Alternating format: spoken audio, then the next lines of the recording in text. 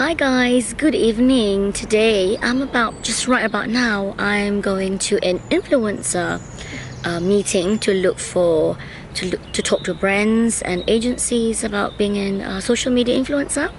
So this is why I am doing this video today, to talk about, is social media affecting your mental health? Coming right up. I asked my very wise daughter today, just before I left, do you think social media is bad for you, as a teenager?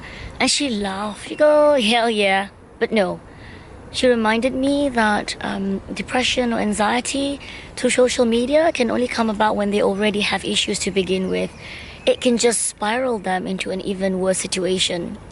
So I treat social media like a magazine that you can curate yourself. You don't have to read what the magazine put out. You are the editor of that magazine. So think about what are the stories that you want to see, what are the pictures that you want to read or that you want to appreciate, then you go from there. Okay, another location. I'm almost here.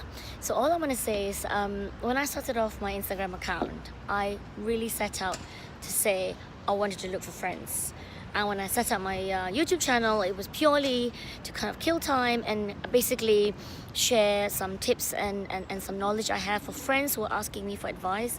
So it was not about getting famous or trying to find fame or whatever. So I think at the same time, a lot of people who have anxiety issues because of social media, I mean, unless you really have neurological or medical issues, I think it's a bit of a cop-out to say that social media cause people to have all these issues. I think it's very important that you learn to love yourself first and find your own stability and your own mental strength from within, and don't use social media as an excuse to blame, to say that everything is going wrong in your life because of social media.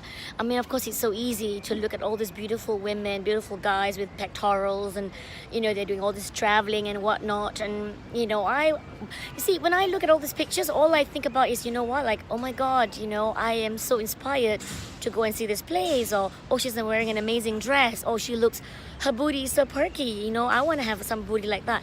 I don't feel jealous. I don't feel like I need to feel like I can never be like her, or I'm gonna be so jealous, so at the end of the day, I think really, as my daughter was saying, it only exacerbates what you already feel inside. So my only advice to you is, if you're feeling that way, is be happy first. Find your own happiness. Find what makes you tick. I'm gonna change your location. Let's see whether it's even better. Okay, find out what makes you tick, what makes you happy. And like I said, I use Instagram and all this social media really to find inspiration. I follow the likes of BBC Focus, BBC Science, Nat Geo. I follow Travel Channel and other inspiring women. I don't follow accounts that I think are going to be detrimental to my health, and if I do think that the picture looks a little bit fake, I just go, you know what? There's a lot of Photoshop involved. Good for her or him to want to show this lifestyle or beauty or whatever. It's not for me. I'll just scroll past. I don't let it dictate me. I don't let it ruin my day. And and maybe there are trolls out there or whatever, but you know what? Stick to the circle that are going to be nice to you. Hang around with other bloggers or other accounts that are exhibiting kindness and gentility, and only speaking words of wisdom and niceness, really. Yeah, that's what I'm gonna say. So I've been really blessed, actually. Despite all the furor of social media, I have found some really, really nice friends. One of my best friends in my life, she's been traveling with me. I found her through Instagram because of her amazing style and her fashion. Instead of feeling jealous, I just went like, I got to know her. She looks amazing. I want to get to know her. I want to be her friend. So yeah, that's one of the things that you could do.